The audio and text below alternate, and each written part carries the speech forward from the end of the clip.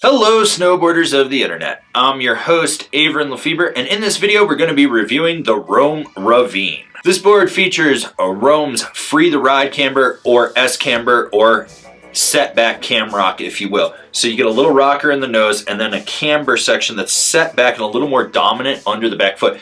This is going to give you the drive, pop, snap from underfoot with that camber section, but it's also going to activate that rocker to give it more optimal powder float as well as ease of entry in and out of turns. This board is available in 152, 155, 158, 162, and 166. I rode this board at Copper Mountain on a day that was gray skies with high visibility. You had low to moderate winds, warmer temps, you had snow falling, you had hot pow, choppy, chundery pow, ice, perfect corduroy, lumpy corduroy, kind of just a mix of spring snowstorm conditions, and I rode it with my Rome Black Label bindings and my K2 Thraxis boots. This board has that standard run-of-the-mill, middle-of-the-road, all-mountain free-ride flex, so you get slightly softer nose that progressively stiffens back up to the tail with a fair amount of torsional flex. When it comes to stability, you get a lot of chatter in the nose that resonates back underfoot. The midsection of the board is the most stable, but if you charge into a rutted out mogul field of death that's just ice and chunder, you're going to feel everything. You're going to want to keep your knees bent because you're going to get bucked around. It's a very lively board that isn't overly damp.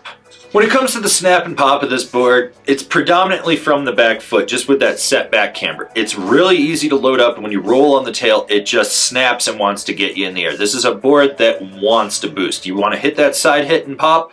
Go for it. You're olling over a family of fat skier people? Do it. And make sure you shifty a little sideways and cut Timmy's head off with the tail of this board. I'm just saying. You could do that with this thing. This board wants to get you in the air, and it's relatively easy to do it with. This board is highly butterable. That nose with that rocker is really easy to engage. You just get your weight outside the binding. It flexes, it locks in. You're going sideways on the nose.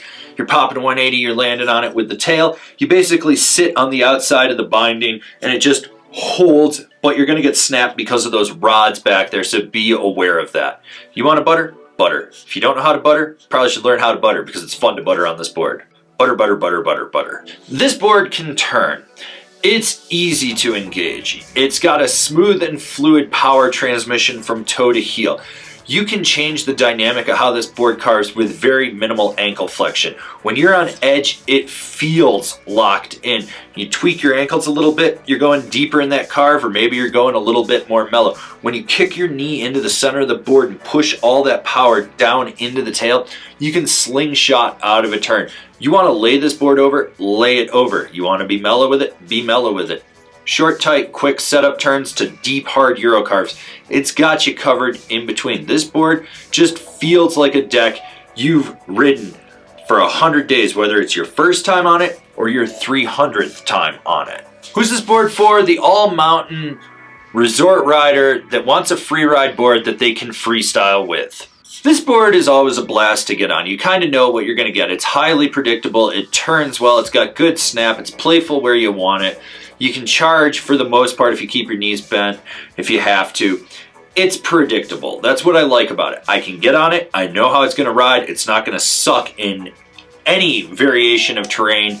And at the end of the day, you just find yourself having a smile on your face because you rode it. Comparable boards: the Nidecker Thruster, the Salomon Super 8, the Jones Mind Expander.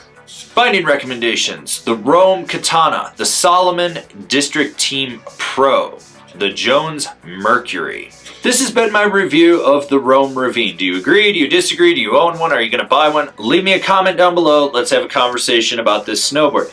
If you're new here, remember to subscribe, click the bell, get those notifications. That way you're not missing any of the videos we got coming out for all you snowboarders of the internet. And if you really like what we're doing over here and you want to support us further, swing on over to Angry Snowboarder VIP and become a member. Sure, I could tell you more here, but I got a video over there that explains it so much better. As always, I've been your host, Avran LeFeber, and I'll see you in another video.